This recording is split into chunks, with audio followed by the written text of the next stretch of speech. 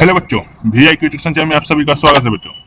चलिए बच्चों, आज की इस वीडियो में मैं आपको केमिस्ट्री यानी कि रसायन शास्त्र का कुछ ऑब्जेक्टिव क्वेश्चन कराऊंगा बच्चों। महत्वपूर्ण ऑब्जेक्टिव क्वेश्चन बच्चों, जो कि आपके बोर्ड एग्जाम के लिए बहुत महत्वपूर्ण है बच्चों। यह सिलेक्टेड ऑब्जेक्टिव क्वेश्चन है बच्चों, जो कि आपके बोर्ड एग्जाम में आने का चांस बन सकता है बच्चों। तो आप इसको पूरा याद भी कर लीजिएगा बच्चों। इसका PDF नोट भी हम आपको लिंक में दे देंगे, फिर डिस्क्रिप्शन में दे देंगे बच्चों। सॉरी बच्चों, डिस्क्रिप्शन में दे देंगे, वो आप डाउनलोड करके PDF ले लीजिएगा बच्चों। चलिए बच्चों, ज्यादा देर न करते वीडियो स्टार्ट करते हैं बच्चों। अगर आप इस चैनल पर नए होंगे तो चैनल को लाइक और सब्सक्राइब जरूर कर दीजिएगा बच्चों। बेल आइकन भी बजा दीजिएगा ताकि हम जो भी वीडियो बनाए वो आपको मोबाइल पर नोटिफिकेशन जरूर जाए। चलिए बच्चों, वीडियो स्टार्ट करते हैं बच्चों। पहला प्रश्न क्या बोला बच्चों? मूल क्रिस्टल तंत्रों की संख्या कितनी होती है? मूल क्रिस्टल तंत्रों की संख्या कितनी होती है? चलिए बच्चों, इसका आंसर पता है तो बच्चों कमेंट में जरूर बताइएगा बच्चों। इसका आंसर क्या हो जाएगा? मूल क्रिस्टल तंत्रों की संख्या कितनी होती है? 4, 7, 14 या फिर 8? तो इसका सही आंसर क्या हो जाएगा बच्चों? मूल क्रिस्टल तंत्रों की संख्या कितनी होती है? तो बच्चों इसका सही आंसर है बच्चों ऑप्शन नंबर बी, 7 होती है। कितनी होती है? तो 7 होती है। यानी कि मूल क्रिस्टल तंत्रों की संख्या कितनी होती है? 7। यानी कि ऑप्शन नंबर बी बिल्कुल राइट आंसर हो जाएगा बच्चों पहला का। दूसरा नंबर प्रश्न पर है बच्चों, घनाकार क्रिस्टल में वेवर्स जालकों की संख्या कितनी होती है? घनाकार क्रिस्टल में वेवर्स जालकों की संख्या कितनी होती है? 3, 1, 4 या फिर 14? तो इसका सही आंसर है बच्चों ऑप्शन नंबर ए, 3 होती है। कितनी होती है? तो 3। घनाकार क्रिस्टल में वेवर्स जालकों की संख्या कितनी होती है? तो 3 होती है बच्चों। यानी कि ऑप्शन नंबर ए बिल्कुल राइट आंसर है बच्चों दूसरा का। तीसरा नंबर प्रश्न है बच्चों, पिंड केंद्रित घनाकार इकाई सेल में परमाणुओं की कितनी संख्या होती है? पिंड केंद्रित घनाकार इकाई सेल में परमाणुओं की कितनी संख्या होती है? बच्चों आंसर पता होगा तो बच्चों कमेंट में जरूर लिखिएगा बच्चों। 2 होती है, 3 या फिर 4 या फिर 12? तो बताइए बच्चों इसका आंसर क्या हो जाएगा? पिंड केंद्रित घनाकार इकाई सेल में परमाणुओं की कितनी संख्या होती है? तो इसका सही आंसर है बच्चों ऑप्शन नंबर ए, 2। कितनी होती है? तो 2 संख्या होती है। यानी कि ऑप्शन नंबर ए बिल्कुल राइट आंसर है बच्चों तीसरा का। चौथा नंबर प्रश्न है बच्चों, ताप वृद्धि के साथ किसकी विद्युत चालकता में कमी आती है? ताप वृद्धि के साथ किसकी विद्युत चालकता में कमी आती है? सुचालक धातु या फिर अर्धचालक या फिर कुचालक या फिर इनमें से कोई नहीं? तो चलिए बच्चों इसका बताइए कि जब ताप वृद्धि होता है, लेकिन ताप वृद्धि के साथ किसी वस्तु का चालकता में कमी आती है, वो कौन सा वस्तु है? सुचालक धातु है या फिर अर्धचालक है, कुचालक है या फिर इनमें से कोई नहीं? तो इसका सही आंसर है बच्चों ऑप्शन नंबर ए, सुचालक धातु है। वो वस्तु कौन सा है? तो सुचालक धातु। यानी कि ऑप्शन नंबर ए बिल्कुल राइट आंसर है बच्चों चौथा का। पांचवा नंबर प्रश्न है बच्चों, शॉटकी दोष के कारण ठोस का घनत्व में क्या हो जाता है? यानी कि शॉटकी दोष के कारण ठोस का घनत्व में क्या हो जाता है? बढ़ जाता है। यानी कि शॉटकी दोष के कारण ठोस का घनत्व में क्या हो जाता है? बढ़ जाता है, घट जाता है या फिर शून्य हो जाता है या फिर इनमें से कोई नहीं? तो इसका सही आंसर क्या हो जाएगा बच्चों? तो पांचवा का सही आंसर बच्चों ऑप्शन नंबर बी, क्या हो जाता है? तो घट जाता है। यानी कि ऑप्शन नंबर बी बिल्कुल राइट आंसर बच्चों पांचवा का। छठा नंबर प्रश्न है बच्चों, प्रसरणी दाब बढ़ता है। प्रसरणी दाब बढ़ता है जब तापक्रम बढ़ता है या फिर तापक्रम घटता है, आयतन बढ़ता है या फिर कोई नहीं? तो इसका सही आंसर क्या हो जाएगा बच्चों? प्रसरणी दाब बढ़ता है। तो कब बढ़ता है वो बच्चों? जब तापक्रम बढ़ता है। यानी कि ऑप्शन ए बिल्कुल राइट आंसर है बच्चों। कब बढ़ता है? तो जब तापक्रम बढ़ता है। यानी कि ऑप्शन ए बिल्कुल राइट आंसर है बच्चों छठा का। सातवां नंबर प्रश्न है बच्चों, कौन अनुसंख्यक गुणधर्म नहीं है? कौन अनुसंख्यक गुणधर्म नहीं है? हिमांक में अवनमन, प्रसरण दाब, क्वथनांक में उन्नयन, मोलल उन्नयन स्थिरांक, इनमें से कौन सा है जिसमें गुणधर्म नहीं है? गुणधर्म। तो इसका सही आंसर बच्चों ऑप्शन नंबर डी, मोलल उन्नयन स्थिरांक में गुणधर्म नहीं है। यानी कि ऑप्शन नंबर डी बिल्कुल राइट आंसर है बच्चों सातवां का। आठवां नंबर प्रश्न है बच्चों, विलियन के अनुसंख्य गुणधर्म का उदाहरण है। यानी कि आठवां नंबर प्रश्न है बच्चों कि विलियन के अनुसंख्य गुणधर्म का उदाहरण है। क्या है? घनत्व, द्रव्यमान, क्वथनांक उन्नयन, ताप। इनमें से कौन सा जो है बच्चों कि जो कि विलियन के अनुसंख्य गुणधर्म का उदाहरण है? तो इसका सही आंसर बच्चों ऑप्शन नंबर सी, क्वथनांक उन्नयन। क्वथनांक उन्नयन विलयन के अनुसंख्यक गुण धर्म का उदाहरण है बच्चों, यानी कि ऑप्शन नंबर सी बिल्कुल राइट आंसर हो जाएगा बच्चों। 8वां का 9वां प्रश्न है बच्चों, निम्नलिखित में कौन द्वितीयक होता है? निम्नलिखित में कौन द्वितीयक होता है? लेक लॉन्च सेल या फिर सांद्रण सेल, लेड स्टोरेज बैटरी, इनमें से कौन सा है बच्चों जो कि द्वितीयक होता है? तो इसका सही आंसर क्या हो जाएगा बच्चों? इसका सही आंसर बच्चों option number C, lead storage battery जो कि द्वितीयक होता है, यानी कि ऑप्शन नंबर सी बिल्कुल राइट आंसर है बच्चों। 9वां का 10वां प्रश्न है बच्चों, किस ताप पर एजी चालकता सबसे अधिक है? यानी कि बच्चों किस ताप पर सिल्वर एजी यानी कि सिल्वर की चालकता सबसे अधिक है? 20 डिग्री सेल्सियस पे, 30 डिग्री सेल्सियस या 25 डिग्री या 28 डिग्री सेल्सियस पे किस ताप पर बच्चों सिल्वर की चालकता अधिक होती है बच्चों एजी?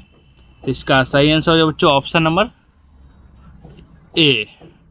ऑप्शन नंबर ए बिल्कुल राइट आंसर है बच्चों 20 डिग्री सेल्सियस पे, यानी कि ऑप्शन नंबर ए बिल्कुल राइट आंसर हो जाएगा बच्चों। 10वां का 11वां प्रश्न है बच्चों, किस ताप पर NH4OH घोल की चालकता सबसे कम होगी?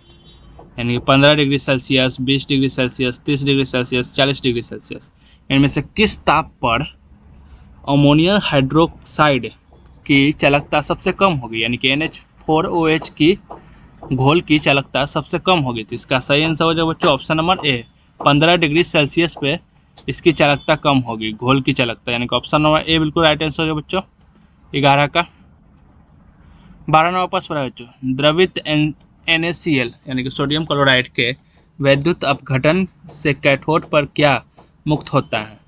यानी कि 12वां प्रश्न है बच्चों कि द्रवित NaCl के वैद्युत अपघटन से कैथोड पर क्या मुक्त होता है? क्लोरीन, सोडियम अमालगम या फिर हाइड्रोजन? तो क्या मुक्त होता है बच्चों? तो इसका सही आंसर बच्चों ऑप्शन नंबर बी, सोडियम मुक्त होता है। क्या? तो सोडियम, ऑप्शन नंबर बी बिल्कुल राइट आंसर हो जाएगा बच्चों। 12 का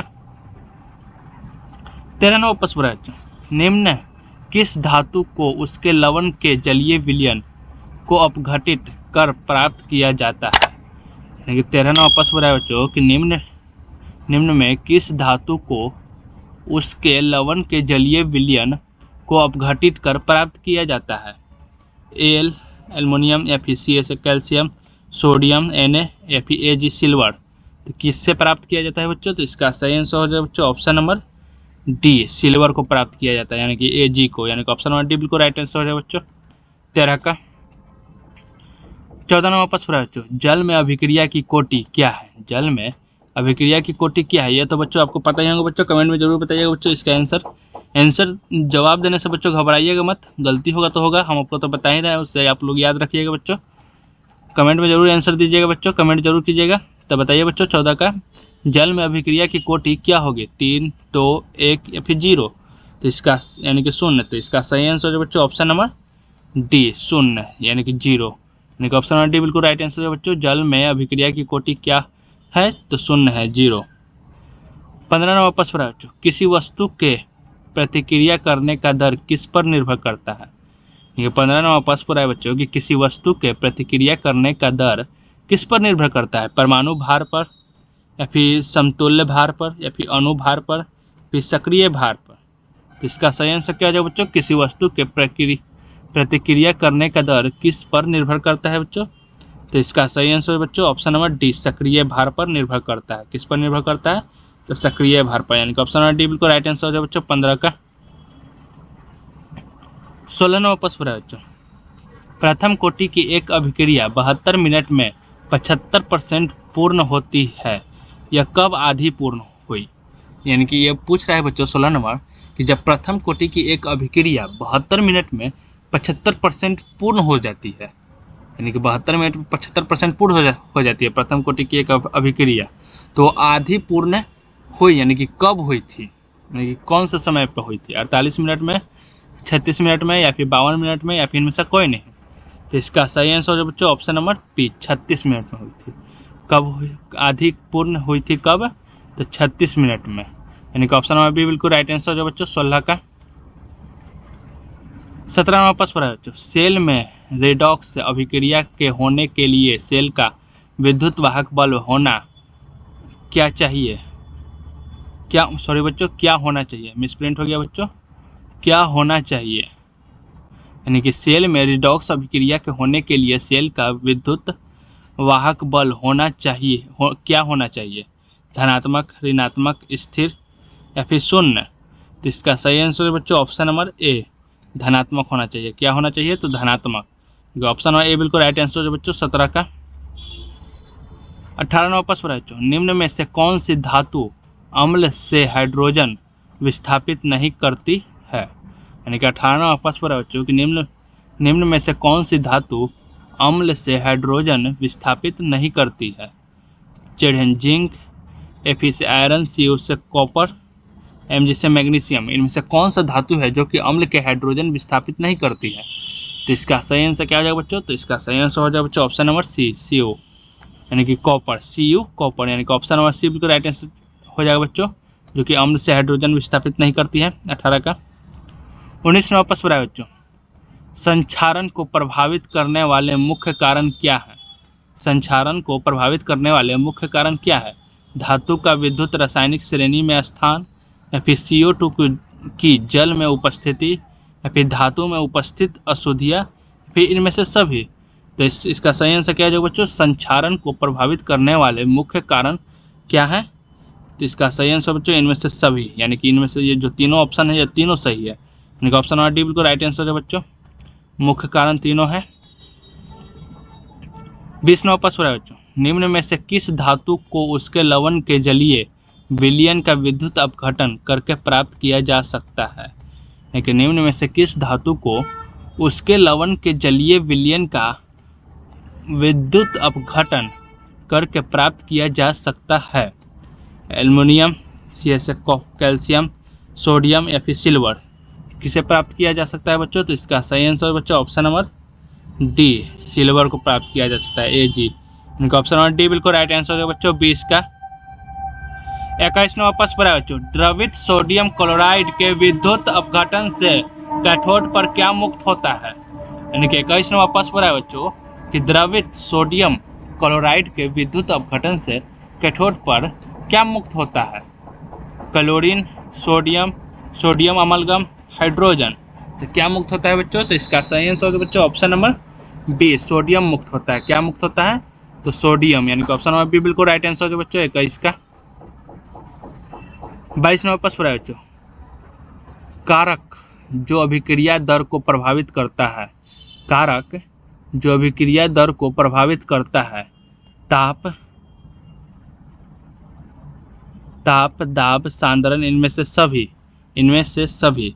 तो इसका सही आंसर क्या हो जाएगा बच्चों, कारक जो अभिक्रिया दर को प्रभावित करता है वो कौन सा है, तो इनमें से सभी है, यानी कि ऑप्शन नंबर डी बिल्कुल राइट आंसर जो बच्चों 22 का।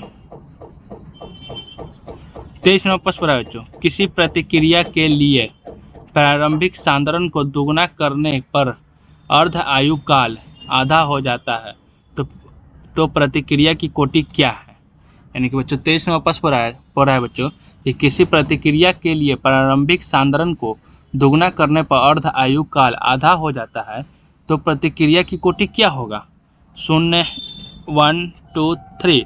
तो इसका सही आंसर क्या हो जाएगा बच्चों, तो इसका सही आंसर बच्चों ऑप्शन नंबर सी 2 हो जाएगा। अभिक्रिया की कोटि कितना हो जाएगा, तो 2, यानी कि ऑप्शन नंबर सी बिल्कुल राइट आंसर है बच्चों 23 का।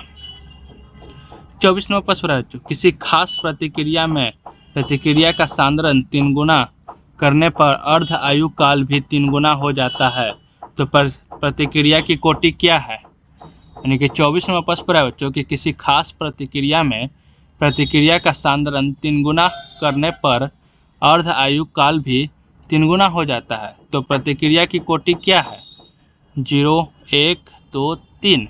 तो इसका सही आंसर बच्चों ऑप्शन नंबर ए 0 होगा। कितना होगा, तो 0, यानी कि ऑप्शन नंबर ए बिल्कुल राइट आंसर है बच्चों 24 का। 25वां प्रश्न है बच्चों, दर स्थिरांक के किस पर निर्भर करता है, दर स्थिरांक के किस पर निर्भर करता है, ताप पर, समय पर, प्रारंभिक सांद्रण पर, इनमें से कोई नहीं। तो इसका सही आंसर क्या है बच्चों, दर स्थिरांक किस पर निर्भर करता है, तो वह बच्चों ताप पर निर्भर करता है। किस पर, तो ताप पर, यानी कि ऑप्शन ए बिल्कुल राइट आंसर है बच्चों 25 का। 26वां प्रश्न है बच्चों, ताप वृद्धि के साथ प्रतिक्रिया की दर बढ़ने का क्या कारण है? ताप वृद्धि के साथ प्रतिक्रिया की दर बढ़ने का क्या कारण है? टक्कर, आवृत्ति में वृद्धि, या फिर मध्य मुक्त पथ में कमी, या फिर एक्टिवेटेड कॉम्प्लेक्स की संख्या में वृद्धि, इनमें सभी। तो इसका सही आंसर जो बच्चों ऑप्शन नंबर डी, इनमें सभी। यानी कि ताप वृद्धि के साथ प्रतिक्रिया दर बढ़ने का क्या कारण है? तो ये तीनों माने कि ऑप्शन सही है बच्चों, यानी कि ऑप्शन नंबर डी बिल्कुल राइट आंसर हो जाएगा बच्चों, इनमें सभी 26 का। 27वां प्रश्न है बच्चों, आसपास से जो आवाज़ आ रहा होगा उसको इग्नोर कीजिएगा बच्चों, कुछ काम चल रहा है बाहर में, इसी कारण उससे आवाज़ आ रहा है बच्चों, वो सब आप लोग इग्नोर कीजिएगा बच्चों, वीडियो पर ध्यान दीजिएगा। पहला 27वां प्रश्न क्या बोल रहा है बच्चों को, प्रथम कोटि की अभिक्रिया का अर्ध आयु कारण 60 मिनट है, तो 240 मिनट के बाद कितना प्रतिशत शेष बचेगा? यानी कि 27वां प्रश्न बोल रहा है बच्चों कि प्रथम कोटि की अभिक्रिया का अर्ध आयु कारण 60 मिनट है, तो 240 मिनट के बाद कितना प्रतिशत शेष बचेगा? तो इसका सही आंसर क्या है बच्चों, 6.25%, फिर 66.5%, या फिर 75%, 20%। तो इसका सही आंसर हो जाएगा बच्चों ऑप्शन नंबर ए, 6.25%, यानी कि ऑप्शन नंबर ए बिल्कुल राइट आंसर है बच्चों 27 का। 28वां प्रश्न है बच्चों, प्रतिक्रिया का एक्टिवेशन एनर्जी निकाला जाता है, प्रतिक्रिया का एक्टिवेशन एनर्जी निकाला जाता है किससे? प्रतिक्रिया का सांद्रण समय ग्राफ से, या फिर दर समय ग्राफ के द्वारा, फिर दो भिन्न ताप पर दर स्थिरांक की गणना द्वारा, इनमें से कोई नहीं। तो इसका सही आंसर क्या हो जाएगा बच्चों, प्रतिक्रिया का एक्टिवेशन एनर्जी निकाला जाता है किससे निकाला जाता है? तो वह दो भिन्न ताप पर दर स्थिरांक की गणना द्वारा निकाला जाता है, यानी कि ऑप्शन सी बिल्कुल राइट आंसर है बच्चों 28 का। 28 का सी बिल्कुल राइट आंसर है बच्चों। 29वां प्रश्न है बच्चों, ताज़ा तैयार किया गया चीनी के घोल का प्रकाशीय घूर्णन में परिवर्तन को क्या कहते हैं? यानी कि ताज़ा तैयार किया गया चीनी के घोल का प्रकाशीय घूर्णन में परिवर्तन को क्या कहते हैं? विशिष्ट घूर्णन, इन्वर्सन, या फिर म्यूटा रोटेशन, या फिर घूर्णन गति। तो इसका सही आंसर बच्चों ऑप्शन नंबर बी, इन्वर्सन कहते हैं। क्या कहते हैं? तो इन्वर्सन, यानी कि ऑप्शन नंबर बी बिल्कुल राइट आंसर है बच्चों 29 का। 30वां प्रश्न है बच्चों, किसी अभिक्रिया की अर्ध आयु अभिकारक की सांद्रता 2 गुना कर देने पर आधी हो जाती है, तो अभिक्रिया की कोटि क्या है? यानी कि 30वां प्रश्न है बच्चों कि किसी अभिक्रिया की अर्ध आयु अभिकारक की सांद्रण 2 गुना कर देने पर आधी हो जाती है, तो अभिक्रिया की कोटि क्या होगा? तो इसका सही आंसर है बच्चों ऑप्शन नंबर सी, 2 हो जाएगा। अभिक्रिया की कोटि क्या हो जाएगा? तो 2, यानी कि ऑप्शन नंबर सी बिल्कुल राइट आंसर है बच्चों 30 का। 31वां प्रश्न है बच्चों, ताप वृद्धि के साथ प्रतिक्रिया का वेग बढ़ने का क्या कारण है? ताप वृद्धि के साथ प्रतिक्रिया का वेग बढ़ने का क्या कारण है? एक्टिवेशन एनर्जी में कमी, या फिर एक्टिवेशन एनर्जी में वृद्धि, टक्कर की संख्या में वृद्धि, या फिर सक्रिय अणुओं की संख्या में कमी। तो इसका सही आंसर क्या हो जाएगा बच्चों, ताप वृद्धि के साथ प्रतिक्रिया का वेग बढ़ने का क्या कारण है? तो इसका सही आंसर बच्चों ऑप्शन नंबर सी, टक्कर की संख्या में कमी, सॉरी बच्चों टक्कर की संख्या में वृद्धि के कारण, यानी कि ऑप्शन नंबर सी बिल्कुल राइट आंसर बच्चों 31 का। 32वां प्रश्न है बच्चों, प्रतिक्रिया की आणविकता नहीं हो सकती है, प्रतिक्रिया की आणविकता नहीं हो सकती है कितना? 1, 0.5, 0, या फिर 0 और 0.5। तो इसका सही आंसर क्या हो जाएगा बच्चों, प्रतिक्रिया की आणविकता नहीं हो सकती, कितना नहीं हो सकता है? तो 0 और 0.5 नहीं हो सकता है, यानी कि ऑप्शन नंबर डी बिल्कुल राइट आंसर जो बच्चों 32 का। 33वां प्रश्न है बच्चों, ताप वृद्धि के कारण प्रतिक्रिया का अर्ध आयु काल क्या होता है? ताप वृद्धि के कारण प्रतिक्रिया का अर्ध आयु काल क्या होता है? घटता है, बढ़ता है, स्थिर रहता है, कभी बढ़ता है कभी स्थिर रहता है। तो इसका सही आंसर क्या है बच्चों, ताप वृद्धि के कारण प्रतिक्रिया का अर्ध आयु काल क्या होता है? तो इसका सही आंसर बच्चों ऑप्शन नंबर 1, घटता है। क्या होता है? तो घटता है। तो ऑप्शन नंबर ए बिल्कुल राइट आंसर बच्चों 33 का। 34वां प्रश्न है बच्चों, प्रतिक्रिया होने के लिए आवश्यक न्यूनतम ऊर्जा क्या कहलाता है, यानी कि प्रतिक्रिया होने के लिए आवश्यक न्यूनतम ऊर्जा क्या कहलाता है? आंतरिक ऊर्जा, मुक्त ऊर्जा, संक्रमण ऊर्जा, थ्रेशहोल्ड ऊर्जा। तो क्या कहलाता है बच्चों वो? तो वह थ्रेशहोल्ड ऊर्जा कहलाता है, यानी कि ऑप्शन नंबर डी बिल्कुल राइट आंसर है बच्चों 34 का। 35 नंबर प्रश्न है बच्चों, टंगस्टन के सतह पर अमोनिया का विघटन क्या है? टंगस्टन के सतह पर अमोनिया का विघटन क्या है? प्रथम कोटि की प्रतिक्रिया, द्वितीय कोटि की प्रतिक्रिया, या फिर शून्य कोटि, या फिर इनमें से कोई नहीं। तो इसका सही आंसर क्या जाएगा बच्चों? टंगस्टन के सतह पर अमोनिया का विघटन क्या है? तो वह एक बच्चों शून्य कोटि है। क्या है? तो वह शून्य कोटि है, यानी कि ऑप्शन सी बिल्कुल राइट आंसर है बच्चों 35 का। 36 नंबर प्रश्न है बच्चों, निम्नलिखित में से कौन लायोफिलिक कोलाइड है? निम्नलिखित में से कौन लायोफिलिक कोलाइड है? दूध, गोंद, कुहासा, रक्त। तो इसका सही आंसर क्या है बच्चों? लायोफिलिक कोलाइड कौन सा है बच्चों? तो इसका सही आंसर बच्चों ऑप्शन नंबर बी, गोंद। कौन सा है? तो गोंद, यानी कि ऑप्शन नंबर बी बिल्कुल राइट आंसर है बच्चों 36 का।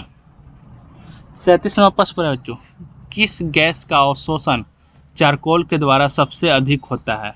किस गैस का अवशोषण चारकोल के द्वारा सबसे अधिक होता है? CO कोबाल्ट के द्वारा, या फिर NH3 अमोनिया के द्वारा, NCl के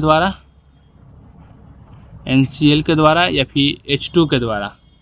तो NCl यानी कि नाइट्रो क्लोराइड के द्वारा, या फिर H2 के हाइड्रोजन के द्वारा। तो इसका सही आंसर क्या है बच्चों? किस गैस का अवशोषण चारकोल के द्वारा सबसे अधिक होता है? तो इसका सही आंसर बच्चों ऑप्शन नंबर बी, NH3 यानी कि अमोनिया के द्वारा होता है बच्चों, यानी कि ऑप्शन नंबर बी बिल्कुल राइट आंसर है बच्चों 37 का। 38वां प्रश्न है बच्चों, वर्धक का कार्य क्या होता है? सॉरी बच्चों, वर्धक का क्या कार्य होता है? अभिक्रिया की दर को बढ़ाना, उत्प्रेरक की उत्प्रेरक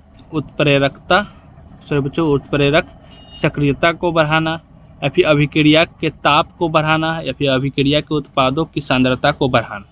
तो इसका सही आंसर क्या है बच्चों? वर्धक का क्या कार्य होता है? तो वर्धक का क्या कार्य होता है बच्चों? तो वर्धक का कार्य होता है उत्प्रेरक की उत्प्रेरक सक्रियता को बढ़ाना, यानी कि ऑप्शन नंबर बी बिल्कुल राइट आंसर है बच्चों 38 का। 39वां प्रश्न है बच्चों, किसी अभिक्रिया में उत्प्रेरक क्या करता है? किसी अभिक्रिया में उत्प्रेरक क्या करता है? वेग बढ़ाता है, वेग कम करता है, वेग परिवर्तन करता है, अभिक्रिया को प्रारंभ करता है। तो किसी अभिक्रिया में उत्प्रेरक क्या करता है बच्चों? तो इसका सही आंसर बच्चों ऑप्शन नंबर सी, वेग परिवर्तन करता है, परिवर्तित करता है, यानी कि ऑप्शन नंबर सी बिल्कुल राइट आंसर है बच्चों 39 का। 40वां प्रश्न है बच्चों, द्रव्य स्नेही कोलॉइड का एक उदाहरण है, कौन सा है? Gold sol, ferric hydroxide sol, gelatin sol, या फिर सिल्वर क्लोराइड सॉल। तो इसका सही आंसर क्या है बच्चों? द्रव्य स्नेही कोलॉइड का एक उदाहरण है, कौन सा उदाहरण है बच्चों? तो इसका सही आंसर बच्चों option number C, gelatin sol. कौन सा उदाहरण है? जिलेटिन सॉल, वो भी द्रव्य स्नेही कोलॉइड का, यानी कि ऑप्शन नंबर सी बिल्कुल राइट आंसर है बच्चों 40 का। चलिए बच्चों, आप लोगों का प्रश्न यहाँ समाप्त होता है बच्चों। अगर आप इस चैनल पर नए होंगे तो इस चैनल को लाइक और सब्सक्राइब जरूर कर दीजिएगा बच्चों, और बेल आइकन भी बजा दीजिएगा ताकि हम जो भी वीडियो बनाए वो आपको मोबाइल पर नोटिफिकेशन जरूर जाए।